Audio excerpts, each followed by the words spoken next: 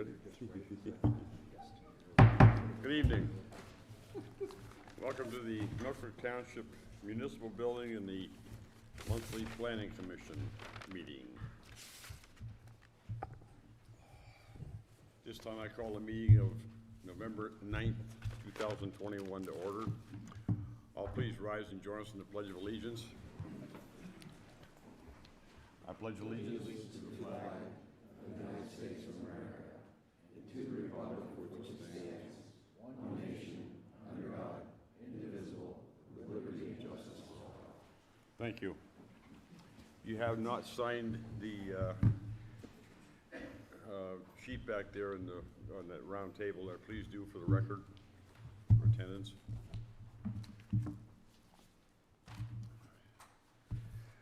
Next, I would like to introduce the members of the Planning Commission and our support staff. Starting on my far left is Doug Prozan. Next to him is Bob Reed.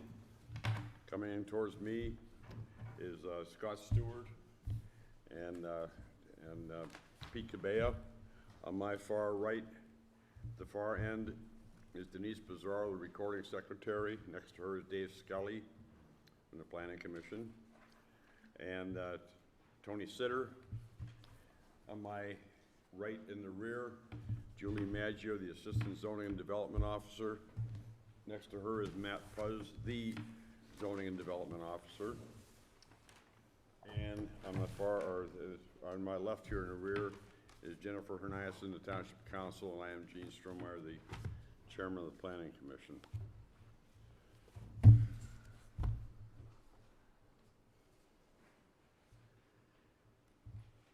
Hi. Milford Township Plan, I'm sorry, before we begin here, I'll call for motion to accept the minutes of last month's meeting as written. Motion to accept. Second. All in favor? Aye. Anyone opposed? Thank you. Milford Planning Commission is a recommending body that hears testimony, asks and answers questions, deliberates, and passes our recommendation on to the supervisors who make the final decision on the issues brought before us. Subdivisions, land development, conditional use requests, small flow treatment facility requests, and planning waiver and non-building declaration requests discussed tonight, if acted on by the Planning Commission, will be considered by the Township Supervisors at their regular meeting to be held on Tuesday, November 23rd, 2021 at 9:30 a.m. in this room. We'll start with the first item on the agenda for tonight. Is 1625 Lowell. It's a small subdivision plan to show the creation of parcel A, a 14.50 by 101.06 lot from tax parcel 33-48-174.0-020.02 with a residual lot of 0.485 acres. Parcel A has become an integral part of tax parcel 33-48-174.0-22.00, creating a 4.344 acre lot located along the east line of Lowell Avenue, south of West 16th Street in tract 15. Someone here to, thank you, sir. Give us your name and address, please. Yes, sir. My name is John Laird with David Laird Associates, 1557 West 26th Street in Erie. The plan we have before you tonight is a replot of lands for 1625 Lowell LLC. The purpose of the plan is in the performance of some work to put a building addition onto a piece of property to the east of parcel A. It was determined that the building encroached across the property line of Whipple Allen Realty. Therefore, the plan in front of you is creating parcel A to correct that overlap of the building across the property line. I have a representative of the owner here tonight if you have any specific questions, and I'd also be able to try to answer any questions you may have.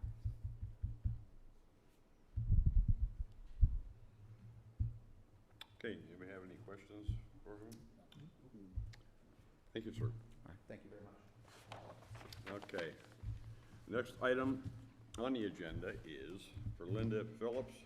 It's a small subdivision plan to show the creation of a 40-foot by 140-foot lot from parcel to, from tax parcel 33-050-304.0-019.00 with a residual lot of 40 feet by 114 feet. The new lot has become an integral part of tax parcel 33-050-304.02020.00, creating a 120 by 114 lot located along the east line of Feesler Street, north of West 29th and tract 25.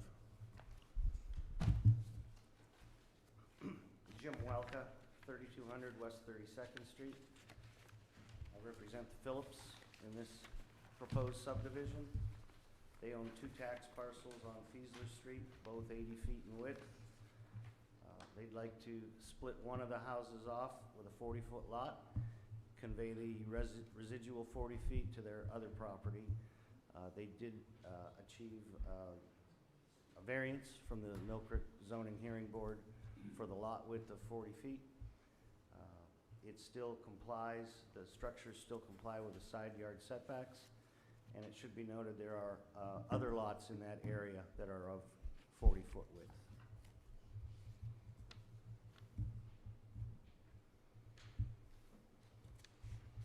Okay, anybody have any questions for Mr. Walko? Nope, pretty easy. Thank you, sir. Thank you. Next item, Seth and Chantel Carter, subdivision plan to show the creation of a .1465 acre lot from tax parcel 33-65, 065-254, .0-006.00 with a residual lot of 1.86 acres. The new lot has become an integral part of tax parcel 33-065-346.0-017.00, creating a .5457 acre lot to west side of the intersection of Collier Road and West 32nd and tract 22. Yes, I represent the Carters and the purchaser, Mr. Glass, who is purchasing this small piece of property and to integrate it with his parcel, leaving the residue as you said. And I'm glad to answer any questions. Does anybody have any questions for him? You just need the square footage on the existing building on there? Yes, Matt Puz made me aware of that, and I will be adding that prior to the supervisors meeting. Okay, thank you. All right. The next item is Douglas and Randy Burt, small subdivision plan to show the creation of a 1.3980 acre lot from tax parcel 33-005-001.0-204.00 with a residual lot of 1.4297 acres at the north side of the intersection of Edgemont and Ardmore Avenue, tract 1. Yes, I represent the Burts on this proposed subdivision to create a lot. It's technically a flag lot, but there's good developable land down below. I've met with the DEP on-site, coastal zone management. As long as there's room between the toe of slope and the 100-year flood elevation, which there's plenty of down there, it's a viable building site down below. And I know I do have to add the square footage of the building on this one as well, but I'd be glad to answer any other questions you may have. We would just need a modification for the 55-foot from the supervisors. Yes. Because it should be 60. It should be 60, yes, but it should be noted too that they do have 40 foot of frontage on the private road of Montrose Street too, to, you know, kind of offset that a little bit. I know we're less than 5 feet short on the 60 for a public right-of-way, but there is an additional 40 feet of access on Montrose. But that's a private road. Yes, Yeah. but they still have access rights to that. Would you still want a modification because it doesn't meet the 60 feet? Yes, the Yeah. modification would still be required, yes. Yes. Correct. Okay, anybody have any other comments or questions? Okay, thank you very much. Thank you. All right, Thomas Hagan, small subdivision plan to show the replot of tax parcel 33-173-574.0-020.00 to create a 1 acre lot and the combination of tax parcels, they all end in, let's see, 03, 00300, 020, 00, 02100, and 02200 to create a 9.01 acre lot at the northeast corner of the intersection of Luna Lane and Grub Road and tracks 352 and 353. Thank you. Sure. Again, John Laird. Mr. Hagan is the owner of 4 separate parcels in this area, one that fronts on Stellar Drive, 2 that front on Grub Road, and 1 that fronts along Luna Lane and Grub Road. Mr. Hagan's intent with this subdivision is to cut off approximately 1 acre piece at the very southeast corner of the overall properties to allow him to potentially sell that off at some point and to combine the remains of the far southerly parcel with the 3 other parcels that he owns in that area. As you can also see on the drawing, there are some utility easements that Mr. Hagan had asked us to place on the drawing to accommodate the existing utilities in that area. If you have any questions regarding the plan, I'd be happy to try to answer them.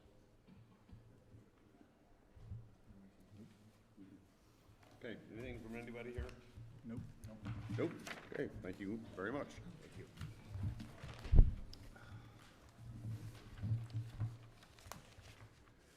All right, the next one is Dunkin' Donuts. It's a land development plan to show the reconfiguration of the drive-through facilities in pervious area with a 228 square foot cooler freezer addition for a proposed eating and drinking establishment in an existing building located at the northwest corner of West 26th Street and Yoder Drive in tract 18. 18? Yes, in tract 18. Thank you. The plan you see before you is a retrofit of the former First National Bank building that sits at the northwesterly corner of Yoder Drive and West 26th Street.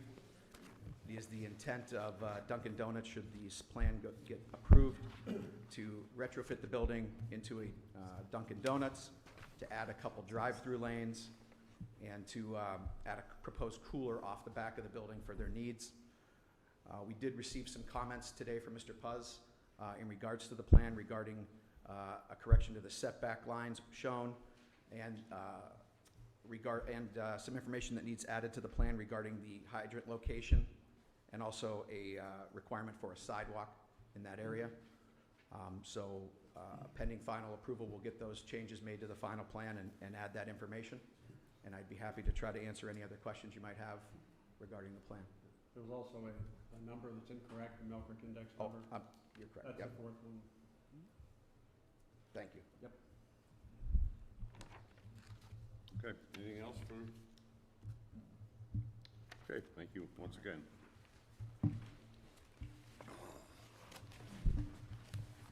Okay. That was Dunkin' Donuts. All right, turf management services. Land development plan to show the construction of a 4,500 square foot warehouse with associated parking and stormwater management facilities along the east line of Marshall Drive, south of West 12th Street in tract 12.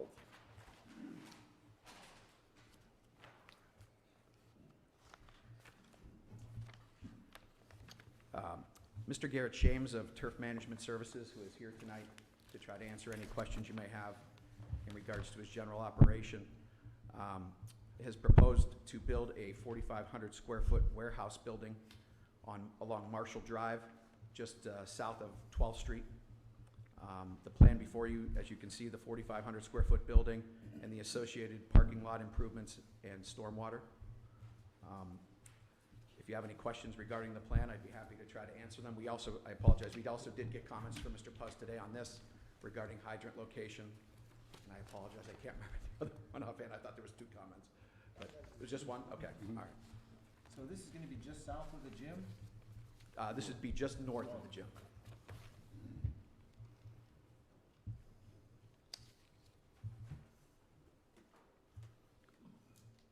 Okay, any questions or anything for him? Okay, thank you very much, Thank sir. you very much.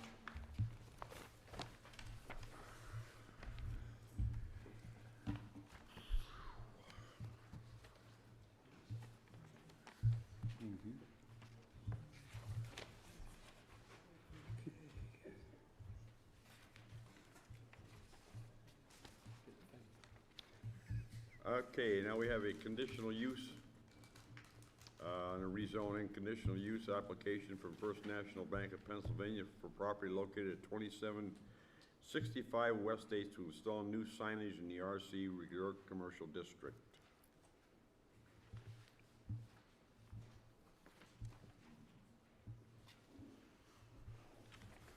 Michael Long, Bartlett Signs, 7628 Clyer Drive, representing First National Bank. They're looking at replacing that building sign.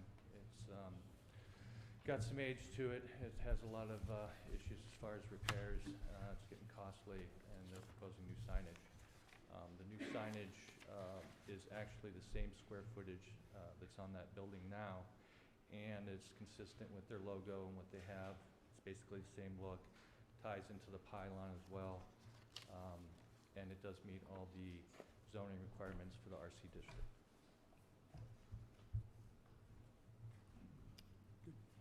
Any questions? Okay, thank you very much. Thank you. All right. Actually, you just turned here. Okay, that is all the down through the rezoning, all the land development and so on we have on our agenda for tonight. We do have some old business. I'm sorry, what?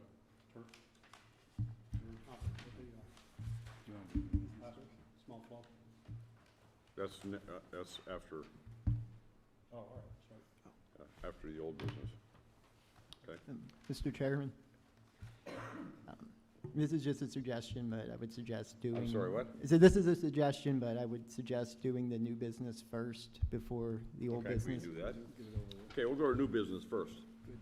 It's for Brian and Tamara Gromacki, the small flow treatment facility. The applicant is proposing a small flow treatment facility of property located at 2787 Head Drive for a single-family dwelling in the R2 medium-density residential district.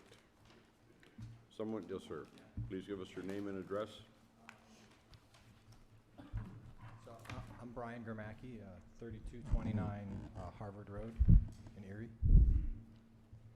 And my wife and I bought a little parcel up there and would like to eventually build a house up there. So first step, I guess, is to get this septic permit or the small flow treatment permit. And then from there, we'll go with zoning and hopefully, if we get that far, and building permit. My uncle used to own that property up there, and so we bought it. He sold it in '96, and I remember being there as a kid, so kind of has some sentimental value, I guess, to us. And you're thinking it won't pass the septic, or you? It didn't. I had the Oh, it Erie County didn't. Health Department out there And already. there's no city They did a sewers? perk test. No, Yeah. there's no municipal. Yeah. Been there. Yep. So Okay. Does anybody have any questions for him?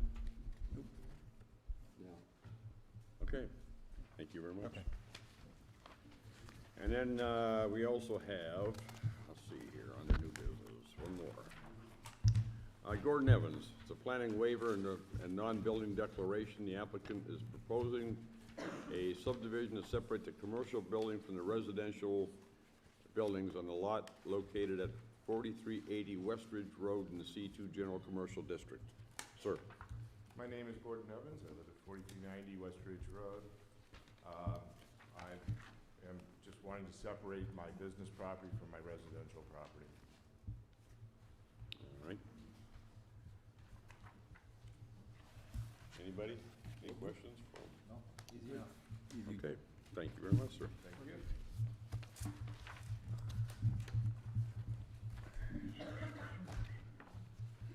Okay, now? All right, now we'll go back to old business here. Milford Township Zoning Ordinance Review, Chapter 145 of the Milford Township Code. We are in the process of redoing the zoning ordinance for the township, and I'm sure that that's what most of you people are here for tonight, and we welcome you. We are here tonight only to hear comments, not to take questions and answers and debate anything here. We're here to take your public comments.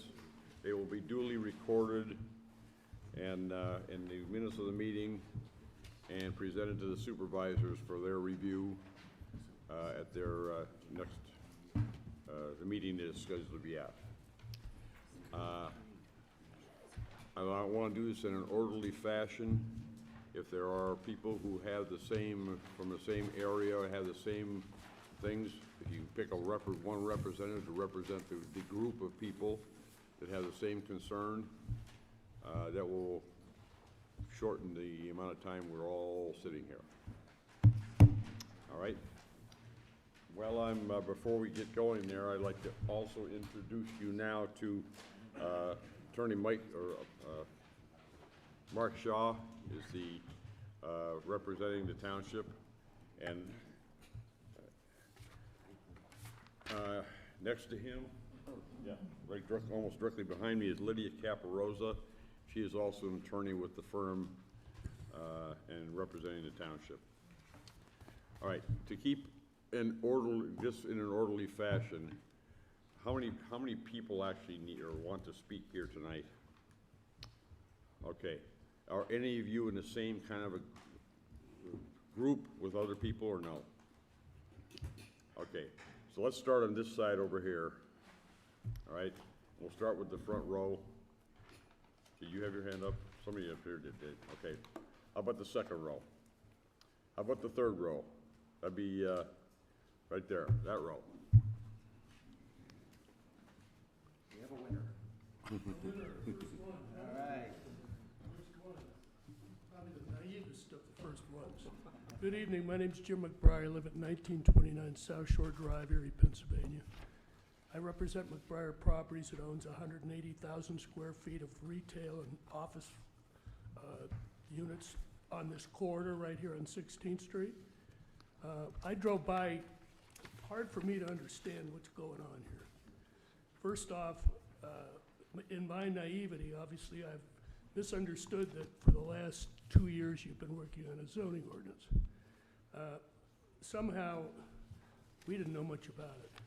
But I drove around tonight, this afternoon, the last couple of days, and it's hard for me to understand how you can put in an MU2 district that says compatible housing options with office, service, and related uses when there's no mention of retail. We've got a retail center which has got over 50,000 square feet. We're modifying it constantly. We're moving it between office and retail over and over again to try to give you people some tax money. And it's very difficult. With BIU, we all understand the implications of that. And we just went after the bank, which you just heard about, the Dunkin' Donuts, which is great. That'll help us. We want to go after Haas's. We want to turn that into a retail space. What you're saying today is that this retail space is not available there anymore. And you're also telling me that out on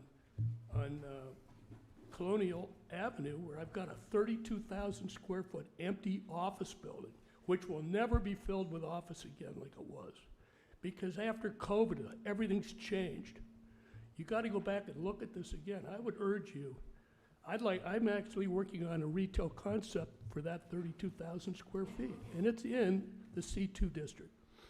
So those are my comments. I would urge you to try to table this or put it aside for a couple of months, try to get some of this public opinion here that these are the people that are paying the taxes that are sitting here. It's not the people that are in the stores. They gotta be there and make it work. Thank you very much. Thank you, sir. Thank you. All right, anybody else in that row? Okay, how about the following row there with the guy with the blue t-shirt on there is on the end of that row? Sir? No, I just was designating the row there, more or less.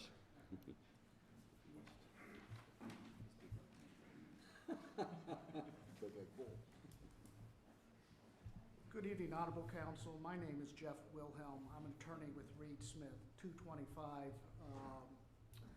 Fifth Avenue, Pittsburgh, Pennsylvania. I am here today representing my client, VCG Properties, LLC. You may be aware VCG Properties, LLC is the owner and redeveloper of the West Erie Plaza Shopping Center. That has been held out, as I understand it, a model of redevelopment of basically a blighted strip center. I rise today because we have some concerns with the application of this proposed ordinance to our client's property and to its use. Primarily, we have three major concerns. The first concern is that the property right now has over 100,000 square feet with the ability to increase the square footage on the property. However, under the MU3 zoning classification, the closest that my client is in terms of a definition is shopping center neighborhood, which is 50,000 square feet. So my client's use would automatically be a non-conforming use if this was adopted. My client's property, for reference, is here. This property has been historically a commercial property since 1950. It has historically had a large shopping center on it. It is also in a designated area, as I understand under the proposed ordinance, of a targeted commercial corridor. However, it has been provided MU3. It is surrounded by C1. It is also surrounded by P1. What can you do in both the P1 and the C1? You can have a shopping center community. Shopping center community defined under the code is 50,000 square feet to 300,000 square feet. First and foremost, my client wants to make sure, as it has invested significant resources into this property, that it is allowed to continue its use as a permitted use within the township and not forced to have to go either through the zoning process or to the courts in order to make sure it re-tenants its property. Second, my client's property is bordered by 12th, 8th, and Pittsburgh. What does that make that? It makes it a corner lot under your proposed code. And typically, when you have zoning throughout Pennsylvania, corner lots present a unique challenge. And certainly you have more corner lots on my client's property, but corner lots present a challenge because they have frontage with 3 right-of-ways. And typically you have setbacks for frontage, which are different than side and rear setbacks. And accordingly, you define corner lots, and I will tell you, in 100% of the codes I've looked at, when you define a corner lot, the concept or idea is that you give the corner lot relief from the front setbacks. But under your code, you actually restrict under your definitions and require my client to have an even greater setback in the quote-unquote side yards of 20 feet as opposed to the MU3 district, which is 10 feet. I think this is an inconsistency. I don't think it was intended, but this is going to be problematic for any corner lot where you have commercial development and they're required to have larger setbacks in the corner lot than in the neighboring lots that have less frontage. In addition to that, you have a 40% parking requirement, meaning that you can only have 40% of the parking in front of a building with a right-of-way. You have no relief in your code for that for my client, who's literally, their property is basically surrounded by zoning, by right-of-ways. And therefore, you know, that puts them at a distinct advantage in terms of where they can locate on their property. Again, I don't think this is something that when you enact or when you propose a code was an intended result. I could be wrong about that, but you know, it's not typical of what you see in the codes.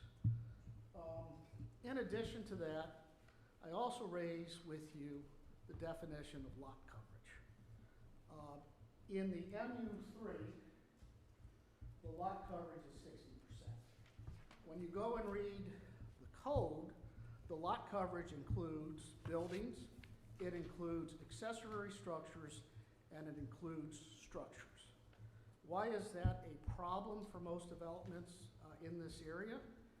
Structures is anything defined just specifically as it is in the MPC, anything that's man-made that's affixed to or on land or water, which means parking is considered within that 60%.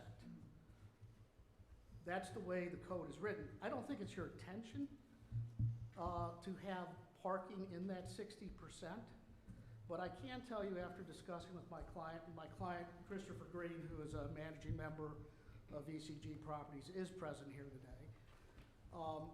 You would not have the West Erie Plaza shopping center as it is because the economics would not work to allow them to basically give up 40% of that parking lot for a tenant.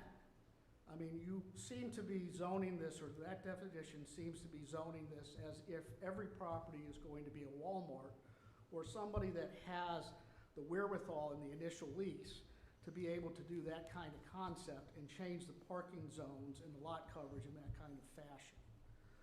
I would greatly suggest, and I think you're going to hear other speakers talk about, you know, potentially pumping the brakes a little bit on this. But I do think it makes some sense. We have, the client is a stakeholder, a taxpayer obviously in the township. Client understands the need for rezoning. It's not here saying stop rezoning, but does want to engage in a dialogue, in a meaningful dialogue to make sure that these items are addressed in a logical fashion and tried to be addressed in a logical fashion in the legislative as opposed to the court process. Collectively, these issues are problematic in terms of redevelopment because collectively, if this goes through, my client has not only a non-conforming use, but it also has a non-conforming structure, which the economics will not allow it to bring up to this particular code in this particular MU3. We would certainly appreciate the ability to sit down and talk through these issues and see if we can get some resolution on these issues. We're not here specifically to tell you, no, don't do this, but we want to do this in a fashion that we think makes economic sense for the stakeholders and taxpayers in this township, and in particular for my client. That's why I'm here. I very much appreciate your time. Thank you, sir. Thank you. Okay, anyone else in that row? How about the last row back?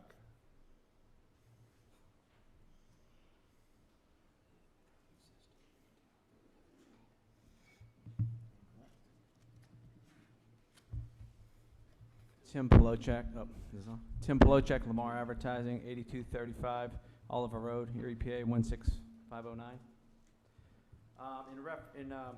Excuse me. The current regulations in place limit off-premise advertising. The new changes would put additional limitations and restrictions on off-premise advertising in Mill Creek Township.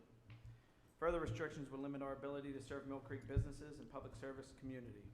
These ordinances lump billboard outdoor with other signs just as high-rise or on-premise, which should not, they should be separated out from on and off-premise. It kind of makes makes it kind of confusing a little bit.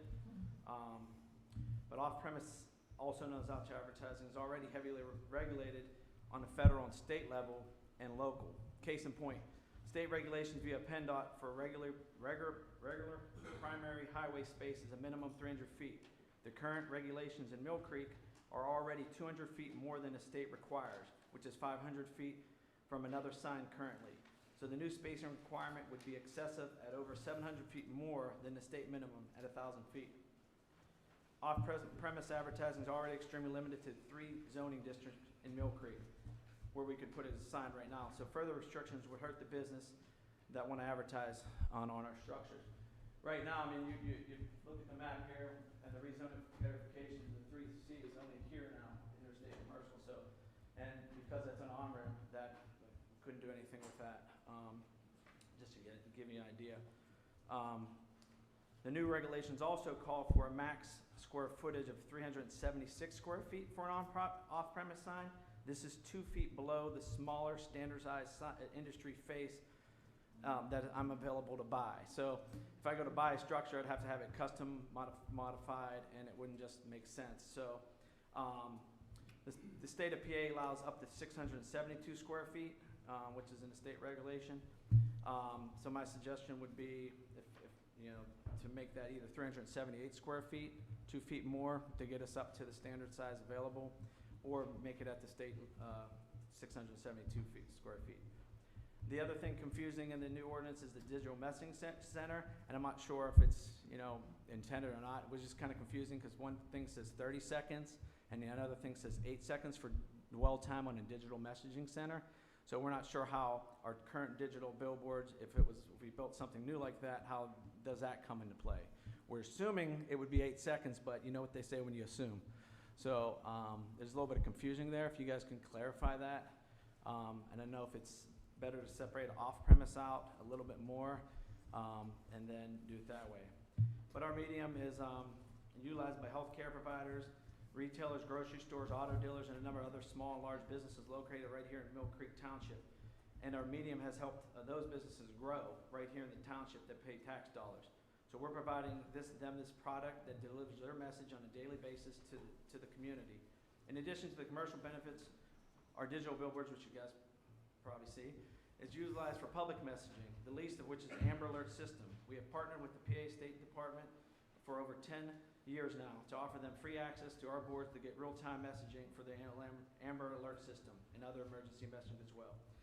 I thank you for consideration and hope you reconsider some of the restrictions that are being proposed, and we'd be happy to sit down with anybody to discuss further any questions they have at another time. Thank you for your time. Thank you, sir. Thank you. Okay, let's start in the front of this side here now then. Go ahead. Take this off. Good evening, I'm Mark Kress, 5218 Jason Drive in Love Farm, where I live with my wife Sharon, who's at a meeting at church tonight, otherwise she'd be here with me. We urge you to change the designation of properties fronting Zimmerly Road between Old Zook and Love Road from the proposed conservation residential to R1 single family. If you've read Stephen Covey's book, The 7 Habits of Highly Effective People, you know that habit number 5 is to seek first to understand, then to be understood. So I attended the open house meeting here back in August, and I spent time with several staffers and asked them what were the principles that you used when you created the draft ordinance and map. They almost totally and fully answered the Embrace Mill Creek plan. Great, they said. I was happy to hear that because I'd read the plan and endorsed it publicly. So we went home, I reviewed the Embrace Mill Creek plan, read through the proposed map and ordinance, and submitted our written comments. We wrote about agreeing with the change to Love Farm from rural residential to single family. It made sense. And while some of the homes along Zimmerly were already also designated single family, we disagreed with moving the larger plots to the conservation residential designation. We wrote about understanding the proposed ordinance community development objective of providing a variety of affordable and attractive housing types, but we stress that this should not occur at the expense of the Embrace Mill Creek planning principles, where on page 17, the township stated emphatically, we will promote strong neighborhoods, but stated specifically, we will not, your word and emphasis not make decisions that undermine the desirability of our homes and our neighborhoods. So what are we worried about? Well, today in our neighborhood, homes sell in hours, if not days. Homeowners have made lots of improvements. New roofs, widened driveways, patios, and interior improvements. Sharon and I purchased our home in 2016 for $207,000, and since then, we've invested over $60,000 in improvements. Last week, we got a new appraisal. It was appraised at $260,000. So if you're doing your math, we're still a little behind. We believe that the development of multifamily home properties along Zimmerly Road will increase traffic volume and noise and erode our property value in Love Farm, dramatically changing the character of our part of the township. So we were surprised to find last week that the latest zoning map actually goes in the opposite direction. It took all of the properties facing Zimmerly Road and made them conservation residential, including the ones that were single family in the last version. It went in the opposite direction of what we proposed. So Mr. Chairman, I heard you say this isn't a dialogue. So I'll finish here by saying I'm here because I want to understand. I'm seeking first to understand. Is there something we don't understand about the conservation residential designation and its potential for multifamily developments along Zimmerly Road that would negatively impact our property values in our neighborhood? Are we missing something here? If not, then please change the designation of the properties fronting Zimmerly Road to R1 single family. Thank you. Thank you, sir.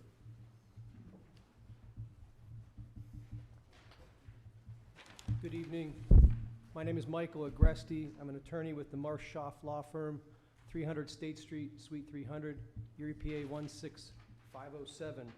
I'm here today representing Renaud Peck Real Estate, LLC, and Timothy and Sandra Birkmeyer. Renaud Peck and the Birkmeyers have invested heavily in Mill Creek Township. For decades, they have paid hundreds of thousands of dollars of real estate taxes in the various properties that they have developed. This is their first opportunity to speak publicly through me about the concerns that they have regarding this new zoning ordinance.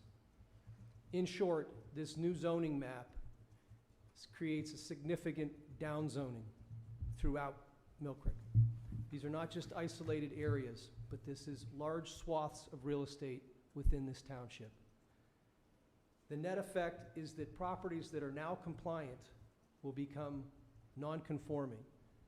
The most dramatic example of this is this corridor here on 26th Street. The Kmart Plaza will become non-conforming. Retail will not be allowed there unless it's under a non-conforming exemption. This is the busiest intersection in the county of Erie, the highest traffic count in the entire county, and we are going to say that this shouldn't be retail. As you travel down this road, think of all the retail that you go past, including Mr. McBriar's Village West, and Buzz and Bees, Gerlach's Power Equipment, right on down, the Sheets. All of these will become non-conforming. When so much non-conformity exists under a new proposed zoning ordinance, it tells you one thing very clearly. The zoning ordinance is flawed. No one here is faulting the people who put this together and saying, shame on you. We're saying we can do better, and you need to listen to the stakeholders. People like Renaud Peck and the Birkmeyers, who have put everything on the line for their investments. Specifically with regard to Renaud Peck, they've got property right here on the corner of Interchange Road, and I believe this is Old Zimmerman. This is just yards from the interstate exit. It's currently C4. That gives them 65 different uses, including two of the most desirable, retail and a large convenience store. This proposal would make that MU2 and would eliminate those two uses. They've invested hundreds of thousands of dollars into this site. It's located in the heart of the retail area for Mill Creek. This is the Mill Creek Mall. This is the biggest retail center you have. But they won't be able to have retail right across the interstate. Mr. Berkmeyer and his wife have spent decades assembling properties, then clearing them, and then having them rezoned to C2 so that they could put retail behind the Erie Bank on Interchange Road. Right out there, if you stood in their lot, you look across and you see the Giant Eagle, the Verizon store, Moe's, major retail commercial development. You look a little further, you can see the entirety of the Mill Creek Mall. But now they can't put retail in this lot that they spend so much time and money building. When Mr. Bernard jumped back across the highway here, when he asked in his comments that were allowed to go back and forth over the last 2 months, the emails that were sent in, that was a one-way dialogue, by the way. There weren't very much in the way of responses, but there was one response from Mr. Bernard about his request for a convenience store, a large convenience store that had multiple pumps, which would make sense this close to an interchange. Well, you can do that as a conditional use. But the problem is, if you look at the actual regulation, you have to have a 150-foot setback from your fuel pump to the highway and 75 feet from every boundary. It's impossible on this lot. And why 150 feet? There's not one gas station in Erie County that is 150 feet, where the pumps are 150 feet from the road. We don't understand that requirement. We don't understand it. There's a safety concern. It doesn't make sense to us. We know you can't answer those questions now. This isn't a dialogue, but we'd like you to ask those questions and understand those things. And when we do have a dialogue, explain to us why that's necessary. But if this happens, if this downzoning happens, the value of this property plummets. The value of the Berkmeyer property plummets. This Kmart Plaza is currently empty. And I'm sure Mr. Terrell is going to tell you about how hard he's working to try to get this thing filled. It's going to be real hard when you're trying to attract a large tenant and you're saying, well, it's a non-conforming use now, but we'll work through that, don't worry. It'll be very hard. All of this will be devalued. All of this will be devalued. What happens? The tax base goes down. This isn't just about developers being harmed. This is about the residents being harmed, because how do you make up that tax base?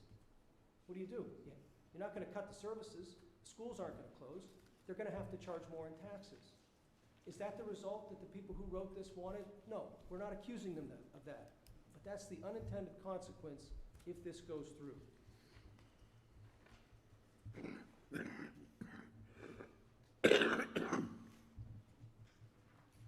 We echo the concerns already raised. There needs to be more debate about this. There is no reason why this has to happen in December of this year. No valid reason. There is time to talk about this. You are the recommending body. I'm not sure if the things that have been brought to light today were known to you. If they were not, I hope they're concerning. And we're hoping that you will, as my esteemed counsel said, pump the brakes.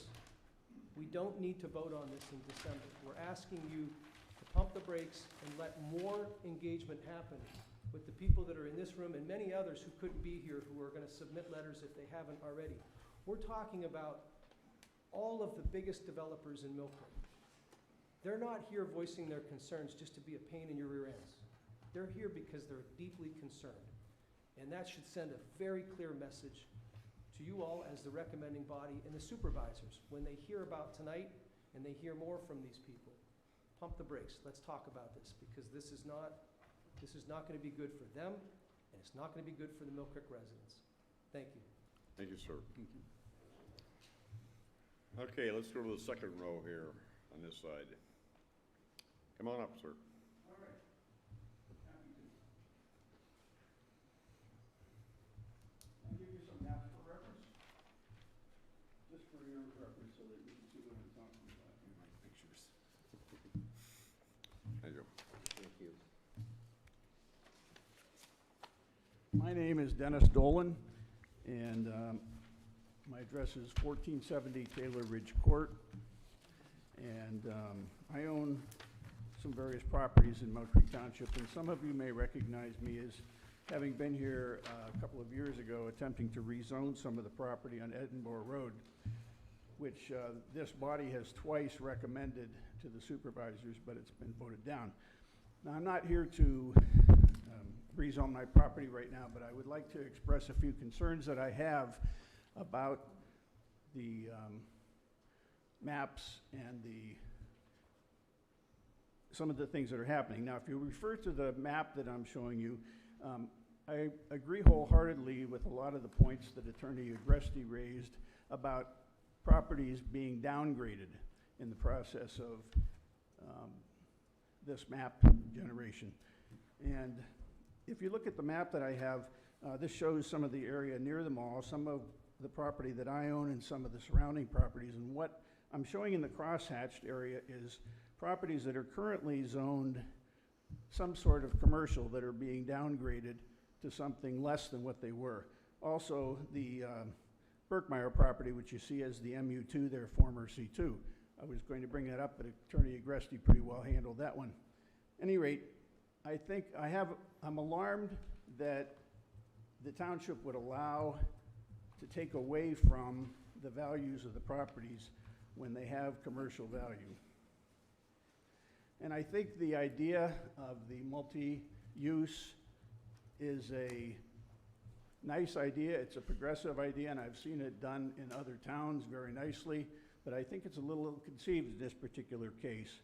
And I think that the whole concept of there being too much commercial in the township was not quite right in the Embrace Mill Creek and in the map generation, and I think it also bears some review in view of the problems that businesses have encountered with COVID over the years. So I'm also in favor of tabling the decision on implementing this map. What I would like to see is a period of time set aside where groups of people, business owners like myself, and property owners who have concerns can actually get together in some forums with the supervisors or with the planning commission or whatever to be able to sort some of these things out, because I think this is being rushed through, and I think there have been some changes that bear examining. Thank you. Thank you, sir. Thank you.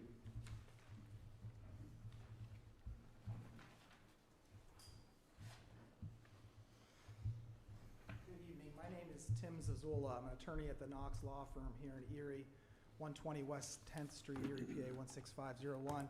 I'm here on behalf of the Westminster Companies, which is a large developer in Mill Creek Township, and I'm going to listen to your instruction, Chairman, and not stand up here and say the same things that my friend Attorney Agresti said, but we would support and echo all of his comments, and pump the brakes. Absolutely. Let's talk about this. There's absolutely no valid reason to pass this by the end of the year.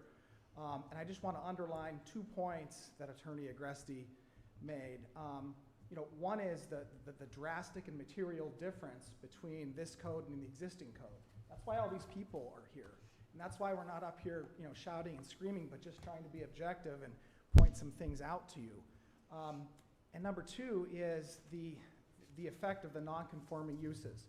Overnight, with the stroke of a pen, currently legal uses will become non-conforming. And you may say, well, no big deal, you can continue to use those uses. Well, not in the real estate development world, where real estate developers are constantly redeveloping.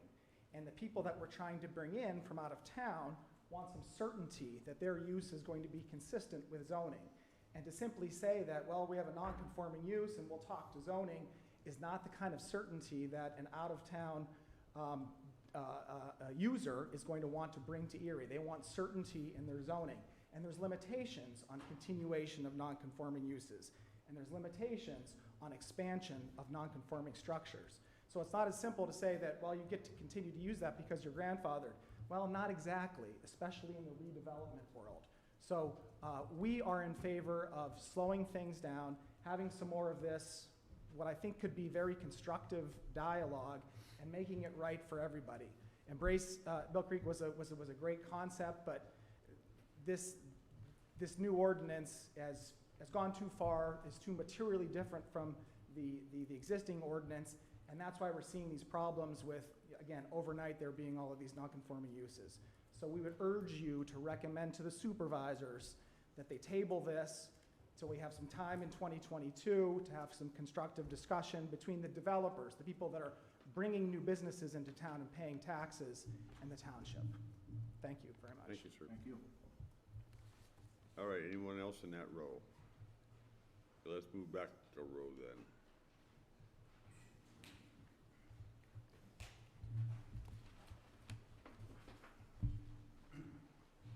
Darrell Torella, Passport Realty, 5050 Westridge Road.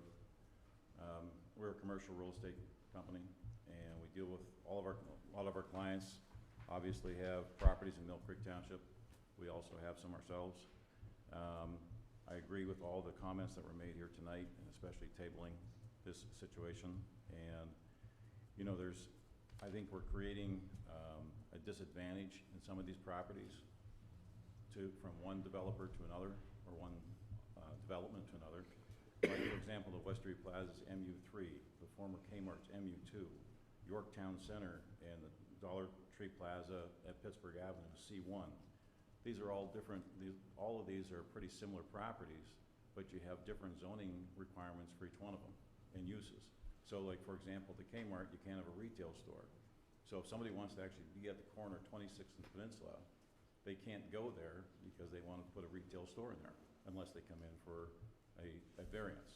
And they can go to the Westery Plaza, they can go to, well, they can go over to the Yorktown Center, and they can go to the one on the south side of Pittsburgh Avenue.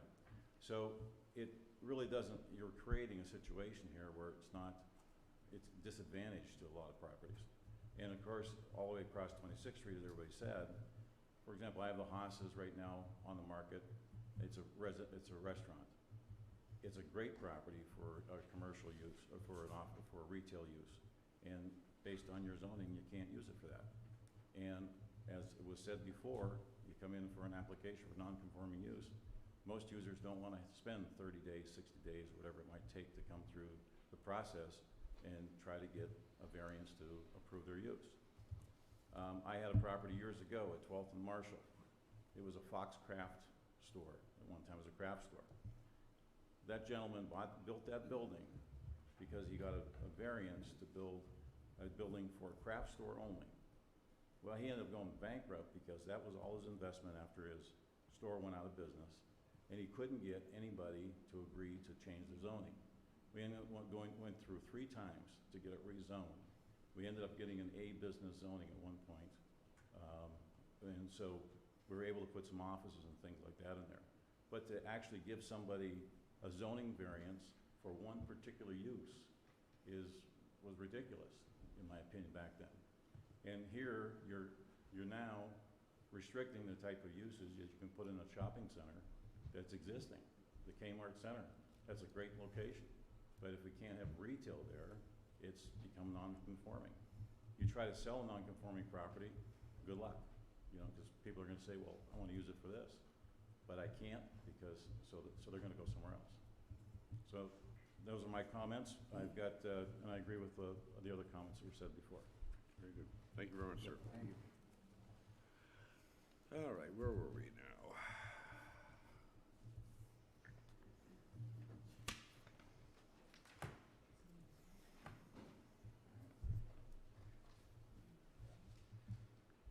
Hi, my name's Tim Burkmeyer.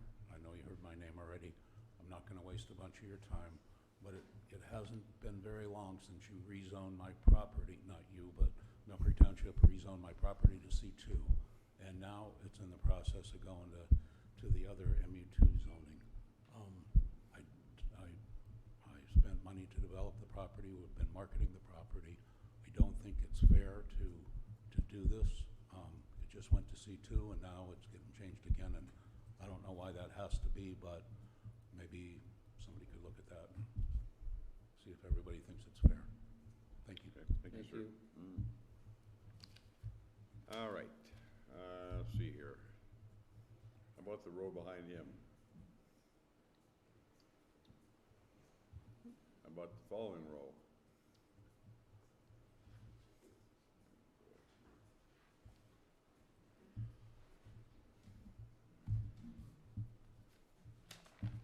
Good evening. My name is John Meisner. I'm a lawyer with an address of 311 West 6th Street. I'll tell you in advance that I will leave right after my comments because my son is playing in a soccer game for playoffs, and I'm already in enough trouble being here. So, I'm here on behalf of the Parker family, and they're sitting back there. And they are a three-generation Mill Creek family who has invested significantly, particularly around the West 26th Street area. And when they asked me to come and speak on their behalf, I was reminded of my first year in law school, which was 31 years ago. And every first-year law student takes a class in property. And one of the things they teach you in property is if you have fee simple, you have all of the rights that go with property, and they call it a bundle of sticks. But as things occur, easements, variances, zoning restrictions, one by one those sticks go and the bundle is less. And so when you consider something like you're doing tonight, and as you look through the future, you have to consider that somebody's bundle of sticks is being affected. There is no doubt that the proposed plan will result in the devaluing of property. No reasonable person could argue otherwise. When those property values go down, as one of my colleagues spoke, somebody else's taxes are going to go up. And they are the people that already cannot afford $4 a gallon of gas. They are the people that are making it very hard to have ends meet. They are the people that have been hit the hardest by COVID. And so when you think about shifting that tax burden, think about those people. Now, while not necessarily an applicable legal concept, as policymakers, I'd ask you to consider about the concept of detrimental reliance. And it's when people take actions, they invest money, they do things in reliance of certain expectations. And for people like the Parkers, who have invested in their area here, they have a reasonable expectation that as long as they follow the rules and do what's right, the property value is not going to go down. But if in fact the zoning does take place, it will go down. And the next guy, the next lady, the next developer that comes to town, and I don't know the gentleman from Reedsmith, but I am shocked that anybody would do anything that could interrupt the West Erie Plaza, because I don't think there's a person in this room that won't tell you that that was a godsend. That has materially changed that area. And to think that Embrace Mill Creek will not embrace that is bad. I wrote down as I was thinking about this today, this is bad policy, this is bad planning, and it's also bad politics. Now, I know you're all volunteers. I have no idea who's who about Mill Creek politics. I left politics 16 years ago, and nobody has complained about me leaving. But I will tell you this. There was an election in Mill Creek last May, and the person that has been the moving force behind this planning and this code was defeated. Not through anything I did. I got no horse in this. He was defeated by the people of Mill Creek. Now, in fairness to those people that turned out and voted last week, doesn't it make sense that given all the legitimate concerns that have been raised, that everybody just step back for a second, give them something that's going to be so forward-looking and impact so many people, and there's going to be a new supervisor? Doesn't it make some sense to the people that voted in May, in November, to give us a little bit more time, a little bit more thought, a little bit more evaluation? There was a question raised, I know, about whether there was too much business here in Mill Creek. There's a theory, I understand, that there's too much retail. I'm not in retail. I can't buy any clothes at retail. Everything I gotta get specially made. But I will tell you this. The marketplace determines how much is too much retail. For years, people debated about the minimum wage. When did the minimum wage go up? Not when the government acted, but when the marketplace acted. When COVID hit and people couldn't find employees, what did the marketplace do? It rose wages. Let the marketplace tell you whether there's too much retail activity. If there's too much activity, the retail activity will leave. I live in Summit Township, and obviously, if you looked at the metrics on the metropolitan statistic area, they'd say, oh my God, that's crazy up there. I'll tell you what, I don't know the last time you were at Peach Street, retail seems to be doing just fine. So in conclusion, I appreciate that you've been attentive. I understand that you're all volunteers, and I know there are no simple answers, but I do believe that everybody would be better off with more dialogue, more discussion, more understanding, and more time, because God knows, and I could be dead before any of you, but I will bet the next time the code is changed, not all of you or I will be living. That's how long these things take. That's how important they are. That's how impactful they are. And they do deserve all the due consideration that you can allow. Thank you. Thank you.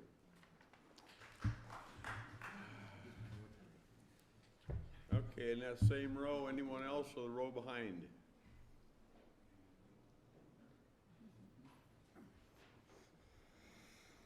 He was ready to leave it, huh? He left.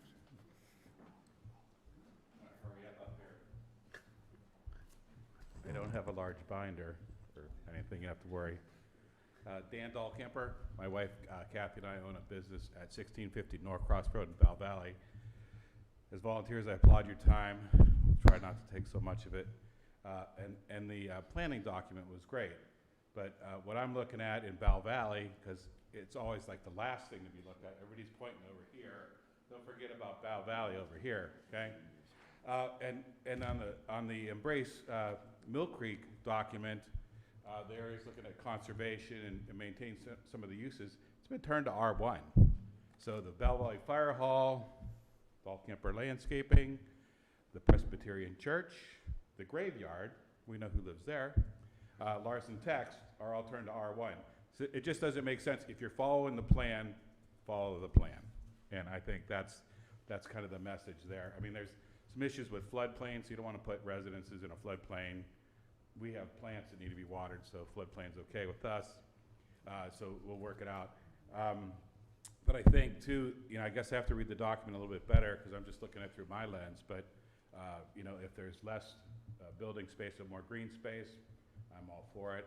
I think we need to look at the best management practices for the waters of Lake Erie that we have here. If we don't have as many billboards or as big of billboards, I'm sorry. Everything's online now. You can find it there, but it just hides the landscape. So I'll look at it a little bit further.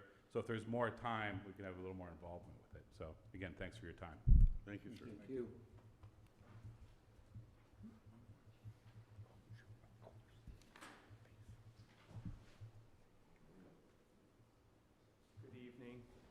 Matthew Baldwin from Baldwin Brothers. I'm a fourth-generation real estate developer. My family's grown up in this community. My son's in Denver right now getting his master's in real estate, expects to come back here. I know many of you. I'm a pretty detailed person. I went through this ordinance intently. I found numerous items. I'd encourage you to read it if you haven't yet, that it's actually much more detrimental than it should be to help.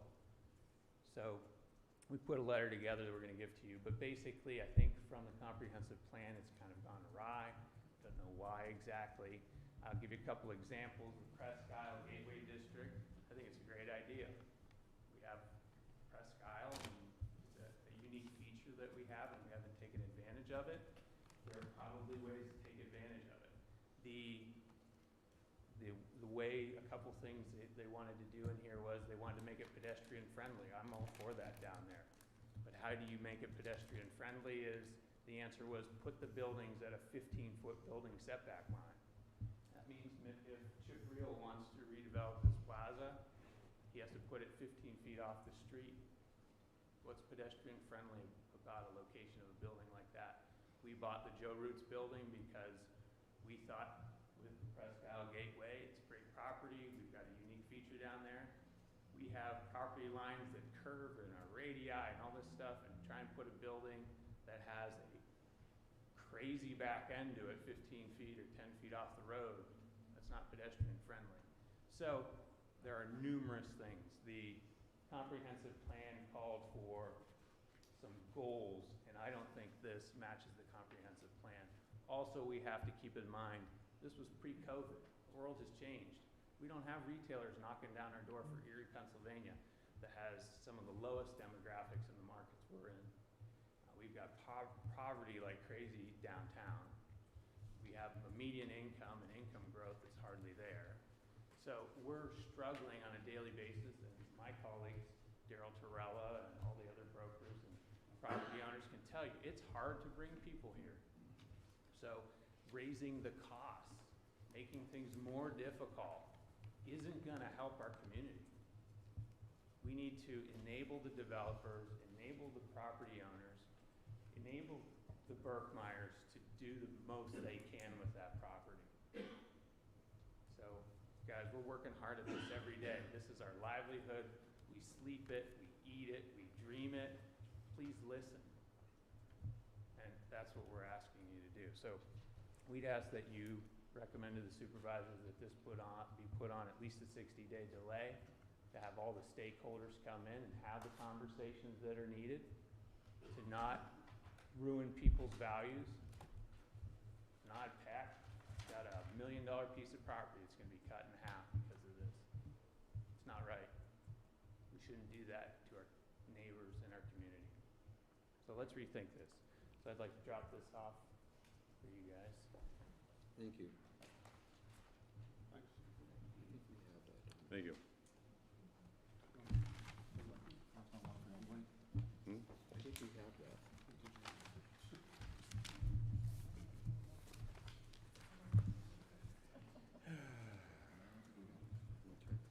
Good evening, Mike Sanford, 4721 Atlantic Avenue. I just have three comments, and I'll just go through them quickly. One's about the non-conforming uses. It's a genuine concern to me, but I have a different approach on that. So, when you folks first started your rezoning effort, Summit Township was just ending their effort, okay? And I watched them go through there. There was a lot of public outcry over downzoning. And I watched how they handled that. And they ended up going back and changing some of the properties back up because of the outcry. I immediately called the township, this township. And I said, you guys see what's going on in Summit? Yes, we're aware of that. That won't happen here. We're not looking to downzone. We're looking to keep zoning or even upzone. It's fundamentally not what this ordinance has done. So I'm concerned about that. And I know this isn't a debate, I understand, but I'm gonna ask you a question and I encourage you to look into it. Everyone talks about non-conforming properties. How many non-conforming properties are we talking about? If anyone knows that number, I'd love to hear it. The way I think about things is, if it's a handful of properties, maybe that's a necessary evil in life. Maybe that's the cost of this effort. But it's more than a handful, I bet. I encourage you to know that number before you move on this. If that number's higher, that's telling you something. That's telling you this ordinance is too restrictive. That's what it's telling you. So moving on. My next thought, no one's talked about tonight, is the next ordinance you're gonna update, which is the Saldo. We hear it's coming, it's coming, it's coming, it still isn't out. The reason I think that's important is your conservation, some properties, one of my clients was rezoned, downzoned from R2 to CR. His density was cut, it's vacant, but his density was cut from 9 units an acre to 2.5. He called the township. He was told, don't worry about that. When we pass the Saldo, you'll get extra density in CR. How can that gentleman provide comment on the zoning ordinance on the IFCOM of what's coming in the Saldo?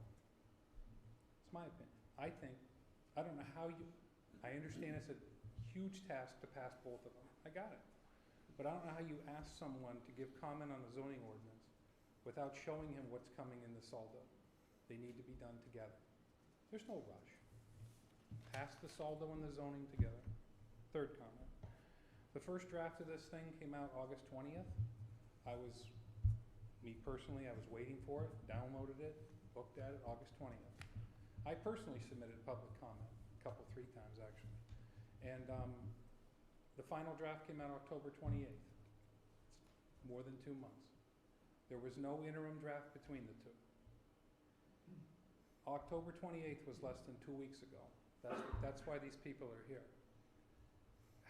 How does the final draft come out October 28th? No red line provided, by the way, so we all have to read it again. That isn't fun, but we do. But that's why these people are here. Less than 2 weeks later, we're sitting here, and they're imploring you to just take a little time. Thank you. Thank you. I wrote down my letters here. There's a bunch. Thank you. Okay, anyone else back there in the corner? All right, thank you. Your comments have been duly recorded in the annals of the township history here, and I'm sure there will be some discussion about that in the very, very near future. What do we have here? This one, he left this for you to read. More reading from Mr. Sanford. Oops, okay. That's yours. Thank you. All right. Where was I here?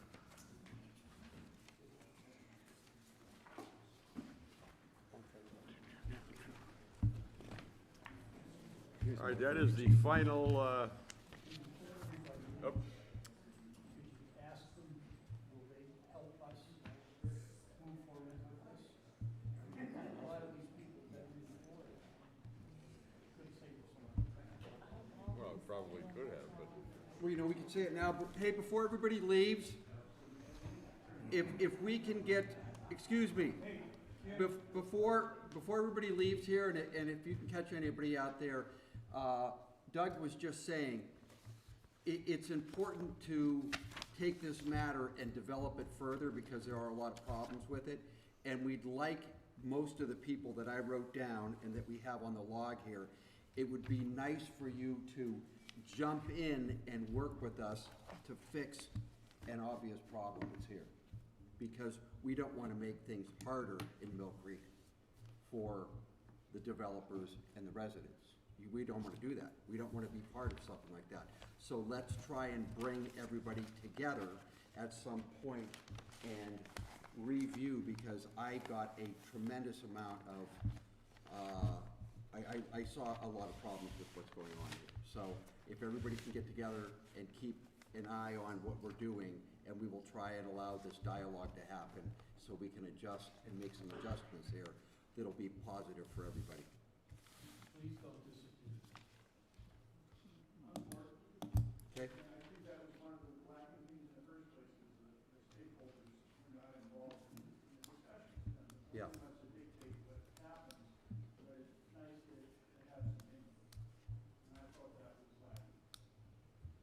would agree.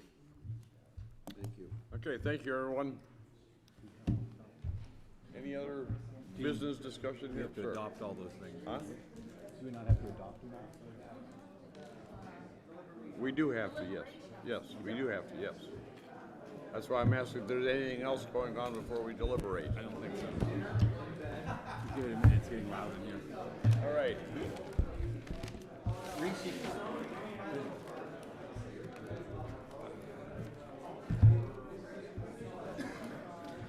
Excuse me, folks. The meeting's not over yet, so we still need to finish some things up. If you could either move that into the hall and close the door behind you. Thank you. Thank you, sir. All right.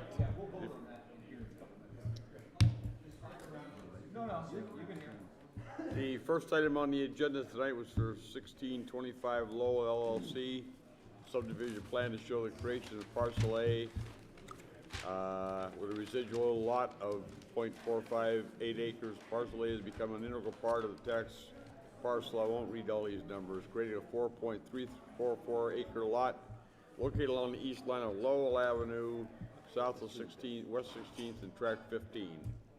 Make a motion for approval. Second. Any discussion at all? Nope. All in favor? Aye. Anyone opposed? Could you repeat that? Yes. It was an approval, right? Okay. Yes. Yes. Sorry. No one opposed. No opposed, okay. Thank you. Thank you. Linda Phillips, subdivision plan to show the creation of a 40-foot by 114-foot lot. Or again, from the tax parcel, I'm not going to read the whole now, with a residual lot of 40 feet by 114 feet. The new lot has become an integral part of the tax parcel, creating a 120 by 114 foot lot located on the east line of Fiesler Street, north of West 29th and tract 25. Make a motion to approve.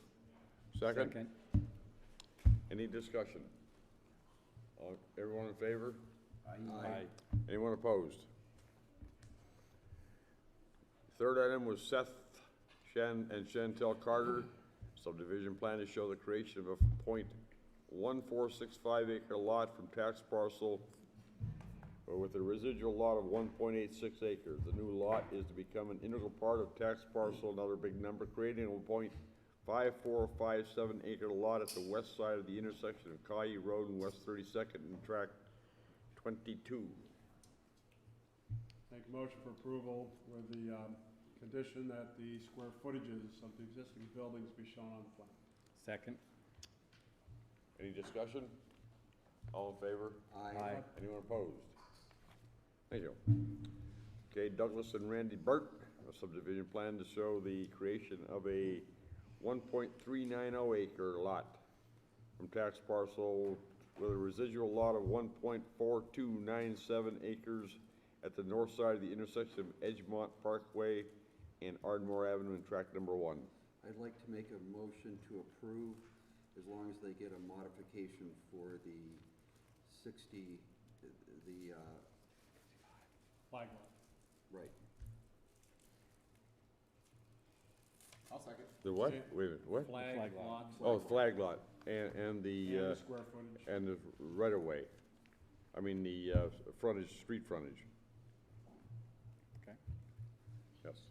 Second. And the flag lot, and what else was there? Oh, The the, square footage of the square existing building has to be shown. okay, we all understand that? Yes. Yes. Okay. All in favor? Aye. Anyone opposed? Thank you again. Thomas Hagan, subdivision plan to show the replot of tax parcel number, another big number, and this has a whole bunch of these numbers, and to create a 1 acre lot and a combination of tax parcels to create a 9.01 acre lot at the northeast corner of the intersection of Luna Lane and Grub Road in tracks 352 and 353. Motion for approval. Second. Any discussion? Nope. All in favor? Aye. Anyone opposed? Thank you again. Dunkin' Donuts, land development plan to show the reconfiguration of the drive-through facilities, impervious areas of 228 square foot cooler freezer addition to the proposed eating and drinking establishment in existing building located northwest corner of West 26th and Yoder Drive and Tract 18. I'd like to make a motion to approve, as long as they correct the index number and note the fire hydrant, sidewalk, and the setbacks. Doug seconds it. Any discussion? Nope. All in favor? Aye. Anyone opposed? Thank you. And the last land development is the turf management surfaces. The land development plan has showed the construction of a 4,500 square foot warehouse with associated parking and stormwater management facilities along the east line of Marshall Drive, south of West 12th Street in tract number 12. Motion for approval, with the designation of where the nearest fire hydrant. Nearest hydrant. Fire hydrant. Doug, second. All right. Second? Doug. Doug. Seconded. Yes. All in favor? Any discussion? Okay, all in favor? Aye. Anyone opposed? All right, and then the conditional use, First National Bank of Pennsylvania for property located at 2765 West 8th Street to install new signage in the RC Resort Commercial District. I'll make the motion to approve. Second. Second. Any discussion? Okay, all in favor? Aye. Anyone opposed to that? Thank you.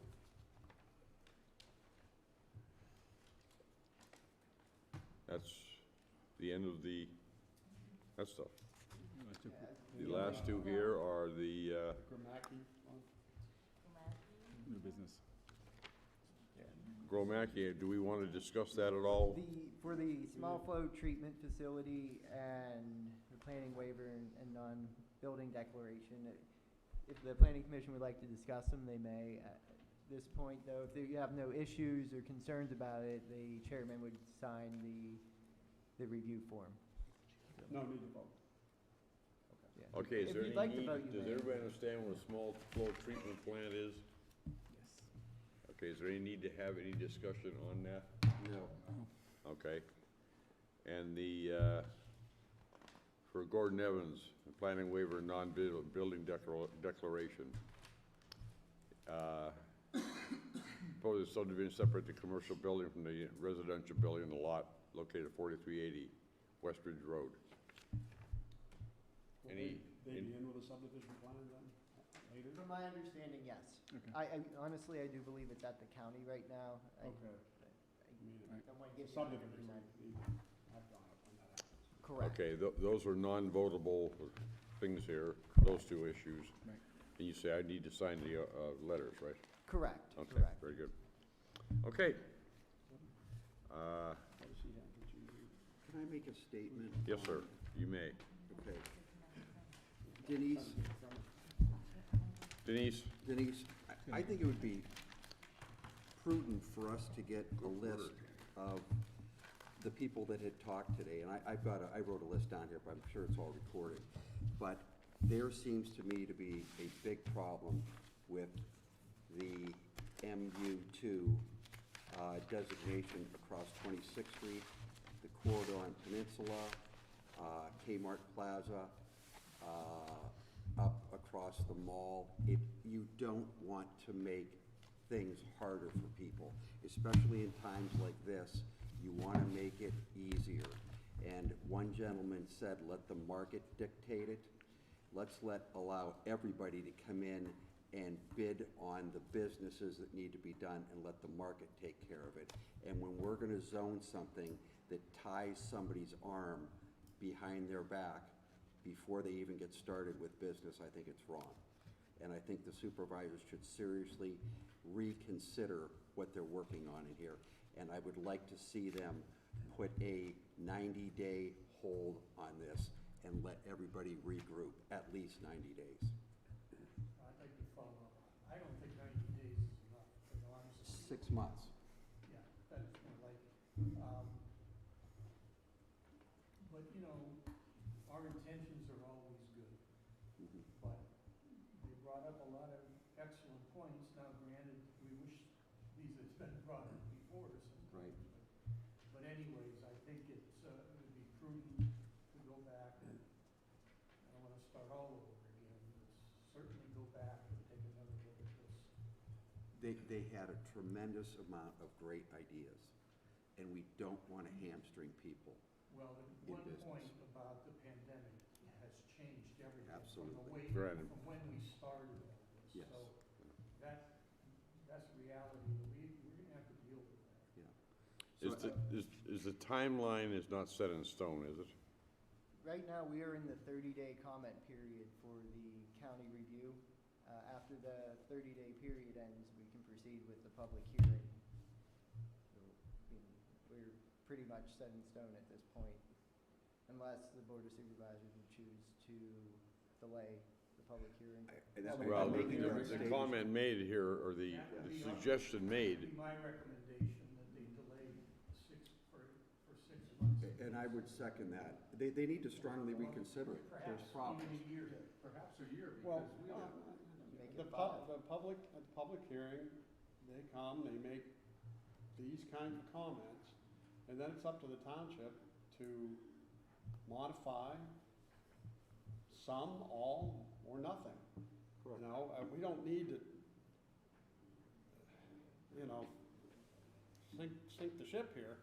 Now, the one comment about the Saldo, maybe you want to do Saldo and zoning at the same time, but we're already rolling with the zoning, but you can't stop.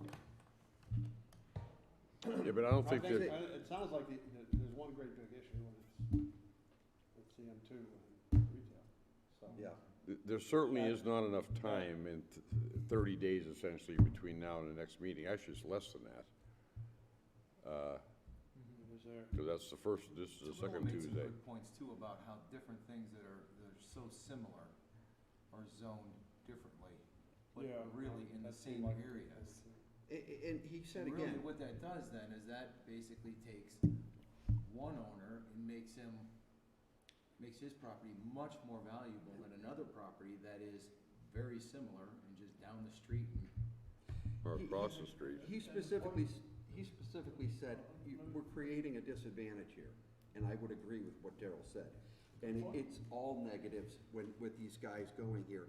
And it seems to me like there's not a lot of adjustment that needs to be done here, but it seems to me like mainly, and not only, but the C3 to MU2 is incorrect.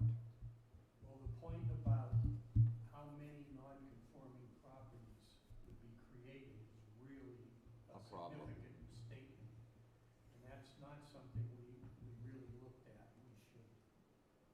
I'd like to say that maybe it should be a year, because we are just coming out of some of this COVID stuff. The developers are telling us that their whole market has changed, and who knows how that market is gonna sort out in the next 6 to 9 months.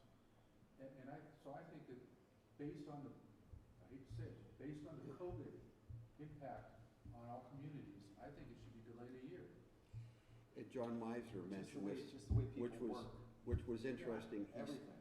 I would have no objection to a year. Yeah, but John Meisner also said this, that you don't do this every 3 years. This thing's gonna be set for a long period. Let's not rush it. Especially, as Ray was just saying, COVID has changed the playing field. Let's slow down here, and I wish the supervisors would seriously look at what's going on here, and let's get these developers together so that we can look at this a little bit more. There looks to me like there's some minor adjustments that can go on here that could make everybody happy.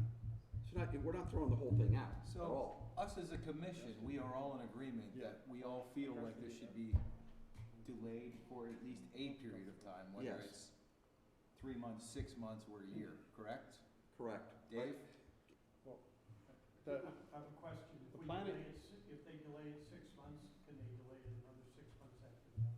We're obligated to hold another hearing based on the emphasis, right? Yes, yeah, we're required to have a Okay. meeting. The supervisors aren't obligated to do anything immediately. Ours has been advertised Theirs has not, correct? All right? No, you are correct, you are correct. The Okay. public hearing has not been So, advertised. if they're getting input that is calling for modifications, they take that into consideration before they move forward. I mean, the purpose of us having these meetings and hearings is to shake this stuff out. It's not to just stop everything for a year. So, I think if you look at the permitted uses in the M2, and mixed use too, and maybe make some adjustments if collectively everybody thinks that's right. I think it's simple. Then you're just you're adding something back into the permitted uses list in the Correct. M2, Correct. MU2, okay? As opposed to taking it out. Yeah, and then you look at the map and the comment that was mentioned about these big commercial users having 3 different zoning districts is another thing that probably should be looked at. You really Might do- want to make some map changes. Yeah. But the point of this is to get this information, like we got tonight, and then react, but the process should continue. It shouldn't just be, let's drop it for a year. Let's keep going. We need to address it, Dave. We're just saying address it. Suggesting more time be Yeah. taken to analyze this information. And that's what most of the We don't have all that information was brought up tonight, and we're not gonna get. Okay, so To me, they're all let's, saying the same thing. We They are. want retail in the, along 26th Street. They want retail in those spots. Well, I think some other people brought up some very good points too, like that, Joe Roots, that's basically, it's a useless piece of property the way it sits. So are we okay with that? Well, it's No. more than commercial, because Yeah. it was brought up about Love Farms. Yes. You know, so I'm not saying we shouldn't look at all of it. But all you need to do, it kind of seems simple to me, if we can get these people in here that have, yeah, a lot of expertise, who are willing to sit with us and readjust things. It doesn't seem like there's a lot that needs to be done here, but you do need to add retail back into MU2, and there might be other things that we need to address also. And this is, you don't want to make life harder and plus, we don't want to make Mill Creek tougher for people to do business in. You want it to be alive and well, and they're telling us that this is going to make things a lot tougher. So I would suggest that the supervisors take a hard look at this and interact, which is what we're here for, interact with the people that were here in order to fine-tune this MU2 specifically and some of the other things in this. That's what we're here for, and it should be done. And again, having a meeting with the developers, I mean, there's how many years of wisdom right there? Right. Not that they're not one-sided, and they're looking, I mean, obviously they're. Yeah, but that's a win-win for everybody. If they're doing well, we're doing well. Mill Creek's doing well. okay, And because of COVID, it makes it even more important. okay. Can we unset this in stone? Or do we continue on with our portion of this next month and recommend to the supervisors that they take their time and no, if we are making a recommendation next month, we're grasping what we have right there. We don't. Be a meeting How do we unset it in stone? Before our next meeting. Gene, from the, Meeting of the minds to look at the issues and try to, so we can express at the next planning commission meeting that we are looking into some changes, potentially. from the perspective of scheduling, you look at the plan and target timeframes in which you want to do things, and then based on that, you kind of work it backwards to figure out, okay, we have to do this by this date, these things by this date, and so forth. You can change that obviously at any point in time, up and until you really can't change it once the supervisors want to vote, but You know, the fact that you know, a draft has been forwarded to the Planning Commission and to the county, if it's concluded that, you know, there are a number of issues that still need to be resolved and worked out, certainly, you know, you could start that process over again.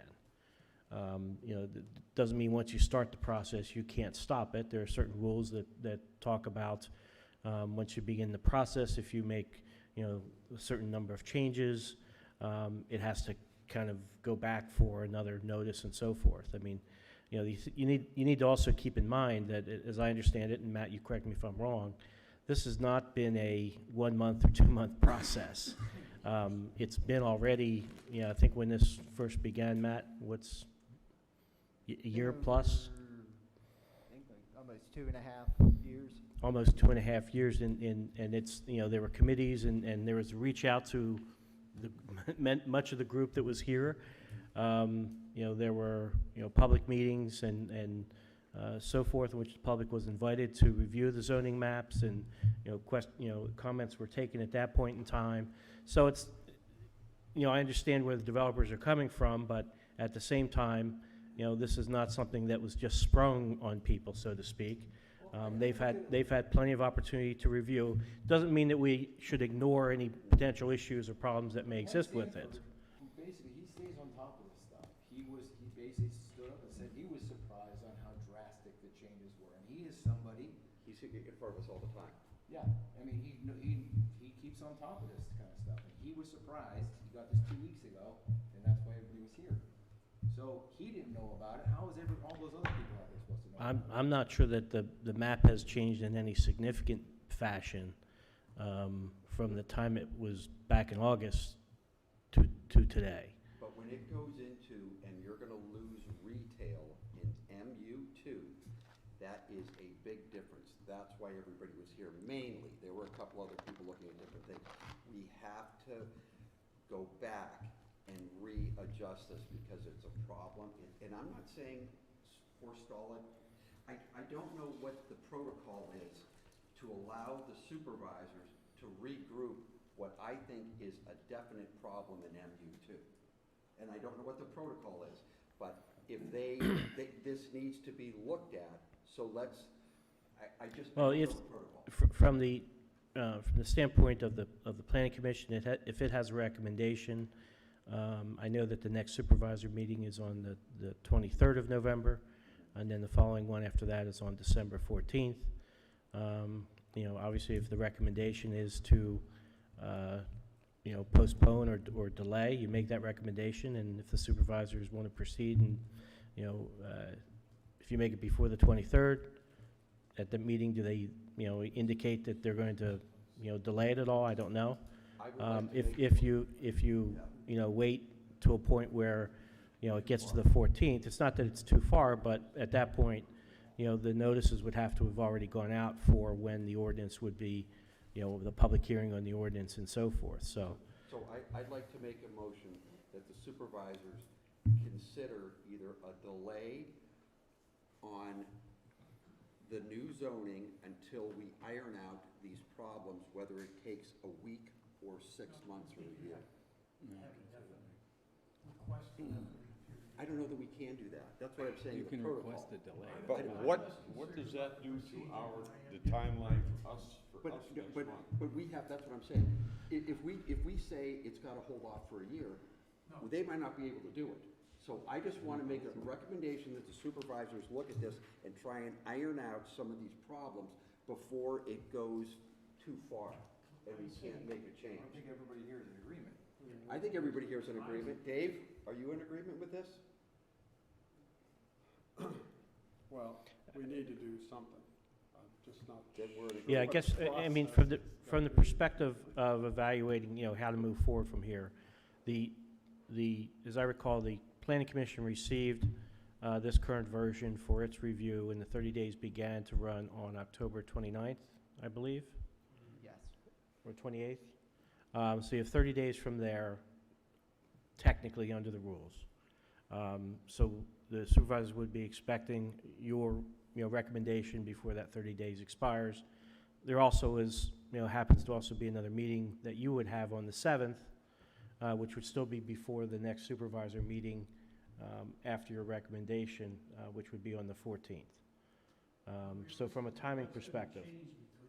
Well, I guess the only question, the only issue or question may be is, whether any of these issues could be resolved between now and then to, enable the supervisors Well, I think to it's proceed. bigger than being able to be taken care of in a month, quite honestly. I mean, I would agree. But how do we state this so that they start to look at it to take care of it? Well, my position is that 30 days is not enough. A year, I think, is too long. okay, the That's why I 30-day suggested thing, 6 the months. 30-day thing is to schedule the timeline that's already been put in place. So the first thing we have to do is try to undo that. Well, there's no reason to undo anything. I mean, the 30 days may run, your recommendation would be, we need more time. Because we think there are issues that Oh, okay. need to be worked out. It's that simple. That's Okay. your recommendation. Recommendation, we need more Whether the time. supervisors Second. Okay. More money. Ultimately, And more money. agree with that, that remains to be seen. But, from the planning commission standpoint, your obligation is to make a recommendation based upon the document that's been submitted to you. Can I make that And if your recommendation? recommendation is, We don't you know, vote on it could- that it could until the be- next meeting, right?